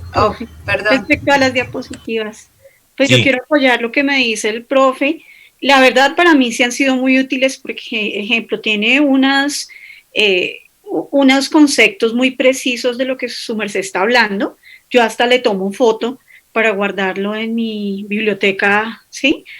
Me parece pertinente, o sea, yo pienso que estamos en un nivel muy superior, o sea, más que didáctica, nosotros ahorita estamos es como recordando teoría, revisando, dando nuevos conocimientos, recibiendo, etcétera. A mí me parece súper pertinente, no le veo ningún inconveniente a las diapositivas. Antes me parece interesante porque puedo anotar bien los nombres de los autores y que a veces uno cuando se los dicen así, uno no lo escribe bien, en mi caso, por ejemplo, en inglés. ¿Sí? No, profe, para mí son muy valiosas. Y gracias. Bien, bien. ¿Quién iba a hablar? Olga ahora, creo, ¿no? Buenos días, yo, Sandra Cepeda. Buenos días. Buenos días, maestro, ¿cómo está? Nada, solo quería aportar algo similar a lo que decía Victoria. La clase ha sido muy pertinente, el hilo conductor ha sido genial. Pudimos recordar muchos aspectos que ya habíamos discutido en otros momentos de nuestras vidas y de nuestra formación profesional. Entonces, pues muchas gracias. Quería preguntarle, Fernando, yo estaba revisando, como lo dijo Alejandro, el Moodle del posgrado y no veo tampoco las lecturas que usted nos relaciona para hacer las actividades. Entonces quería preguntarle si las lecturas las debemos buscar o también van a ser subidas. Están todas digitalizadas y va a ser subido todo, no se preocupe por eso. Ok, todo digitalizado. Era solamente eso. Todo digitalizado. Listo, Sandra. Vale, muchas gracias, Fernando. Bien. ¿Alguien más tiene algún aporte? ¿Me quiere hacer algún comentario? Yo quisiera, primero que todo, gracias, Alfredo. Profe. Sí, señor. Gracias por el aporte de este panorama académico y lógicamente nos pone a reflexionar a todos. A mí me inquieta en qué punto de la historia nos encontramos y si realmente a nosotros, digamos, nos cabe estas problemáticas educativas en la cabeza, porque con pandemia y todo, este constructo teórico que acabamos de escuchar, también se pone a prueba, también se nos vuelve un reto, también nos cuestiona nuestra praxis pedagógica, y entonces uno en ese momento a mí me inquieta es en qué momento histórico nos encontramos nosotros, histórico, ni siquiera, bueno, porque esta pandemia va a pasar y con el tiempo se devolverá al ser humano a contarla como una anécdota, ¿no? En el año tal, 2000 tal, sucedió una pandemia y la viví así, la sufrí así, X, Y, Z. Pero en el momento histórico de la educación que nos encontramos, también nos implica a nosotros incluirnos en estas transformaciones educativas. Ya la educación, si no nos incluimos con estas perspectivas, inclusive en clave de prospectiva de la educación, cuando yo escucho ese pensamiento crítico y reflexivo que de manera personal me llama mucho la atención, siempre me ha llamado mucho la atención desde la filosofía, creo que a veces tres bloques menciono. Primero, el estudiante a veces como que huye de esa experiencia reflexiva y crítica y quiere y reclama esos esquemas de siempre. El otro bloque es el del docente, enfrentado a unas realidades institucionales muy complejas, donde casi que opinar o proponer o sugerir es problema, porque se sale de los esquemas, de lo tradicional, y esto hay que hacerlo A, B y C. Entonces se convierte también en un gran reto. Y tercero, a veces las políticas educativas no dan margen en muchos lugares para que se piense tal vez en esa transformación que hoy históricamente se necesita. De manera que mi participación va en clave de prospectiva. Hoy, como el estudiante reclama a veces lo tradicional y huye de una necesidad que es el tema reflexivo y el tema crítico. Dos, cómo nosotros los docentes nos encontramos a veces con esquemas y estructuras que inclusive pedagógicamente no dejan respirar. Y tercero, unas políticas que inclusive también limitan muchas situaciones. Pero hoy me quedo con la pregunta, ¿en qué momento histórico nos encontramos? Porque este doctorado encaja en un momento histórico distinto a hace 5, 3 años, 10 años. Y eso nos debe implicar una nueva manera de hacer y de pensar la educación a nosotros, los que estamos aquí. Exactamente, así es, así es. Con respecto a lo que dice del estudiante que reclama, bueno, el estudiante reclama lo que conoce. Desde que ingresó a la escuela a los 4 o 5 años, digamos, hasta que llegó a la universidad, digamos, ha recibido un modelo de educación que entiende que es ese. Entonces, eso es lo que reclama, digamos, si no tiene otra forma. Eso pasa lo mismo con los padres, cuando los padres reclaman ciertas cuestiones a los maestros y a los profesores. ¿Desde dónde reclaman? Desde su propia experiencia como estudiantes. Entonces, sí, cuando yo iba a la escuela, ¿sí? Entonces, digamos, hay un modelo que se va reproduciendo y que es el que se va internalizando y que se cree que ese es el modelo, no que es un modelo. Ese es el problema, ¿no? Ese es el problema.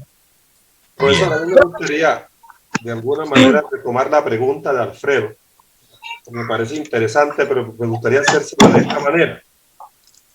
Desde su punto de vista, ¿cómo mira usted la educación entre tradición y renovación? Desde lo tecnológico, desde lo político, desde las circunstancias actuales en que vive el mundo. Sí, yo creo que, digamos, ¿cómo lo pienso yo? Digamos, como una tensión permanente entre la tradición y la renovación. O sea, no se puede pensar renovar sin tener en cuenta lo existente. Eso es un error gravísimo que ocurre generalmente cuando los políticos llegan al gobierno y creen que tienen que cambiar el sistema educativo y piensan que antes no hubo nada o que hay que hacer todo desde cero porque todo lo que se hizo estaba mal. Digo, eso es una cuestión imposible.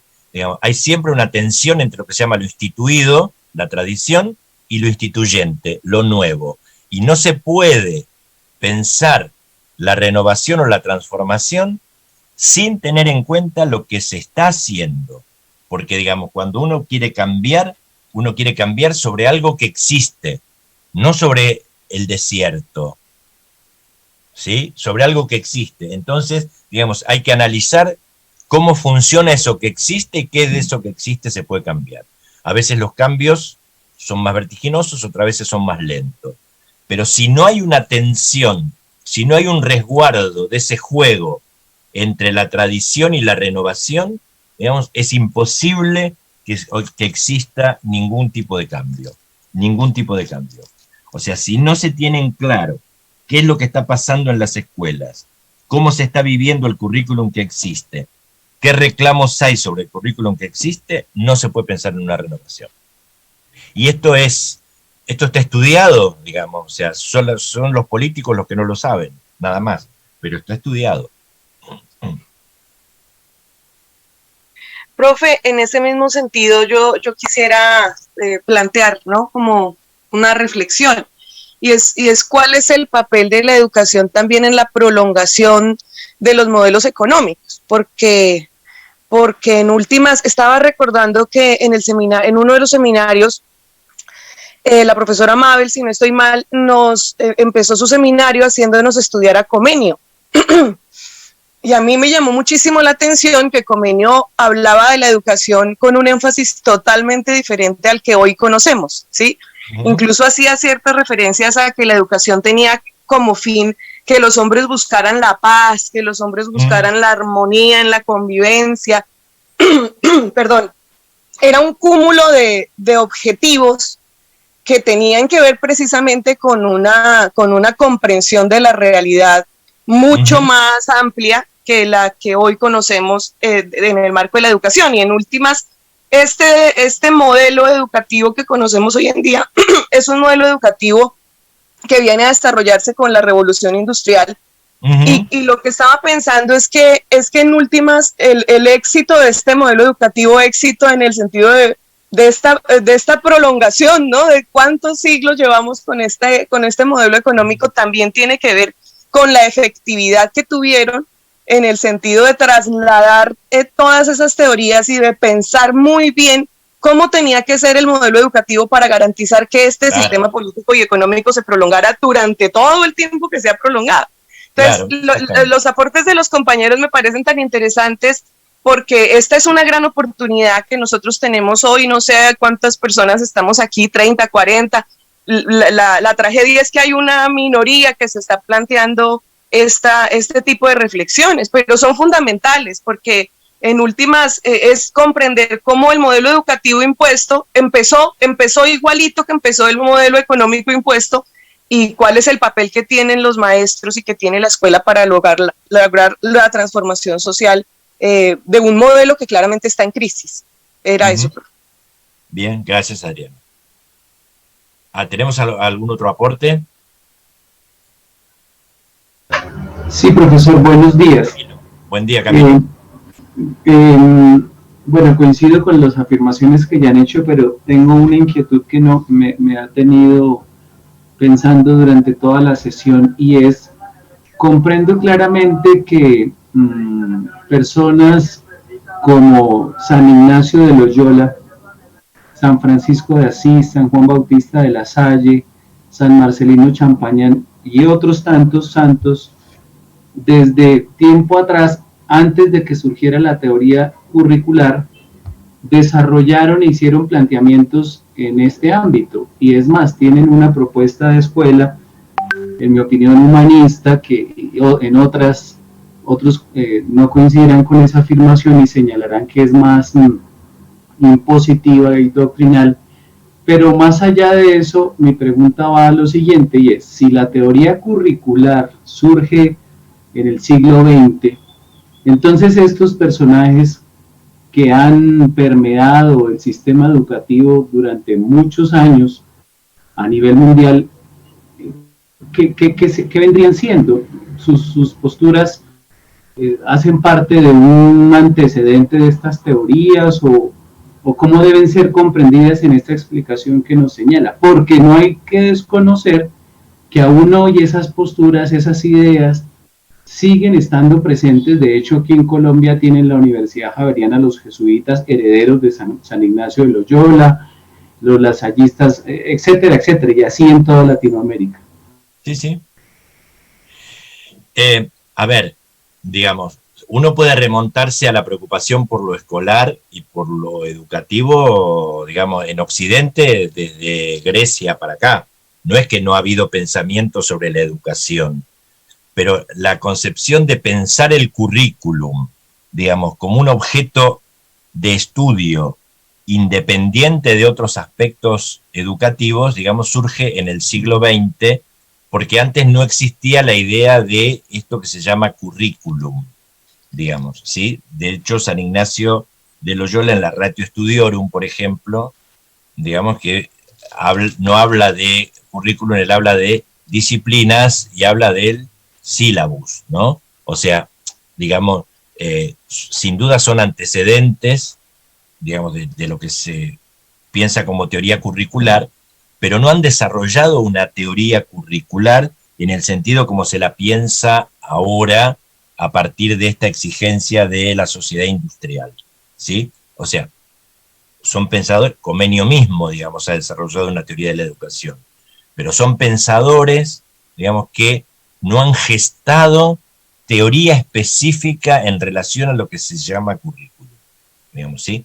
La pedagogía ignaciana, por ejemplo, es una pedagogía sumamente interesante, digamos, que tiene alto valor en este momento, digamos, y que puede pensarse, digamos, de una perspectiva humanista, pero en realidad no es una teoría curricular, a esto me refiero. No sé si te queda claro, Camilo, lo que estoy diciendo. Sí, sí, gracias, profe, muy amable, sí.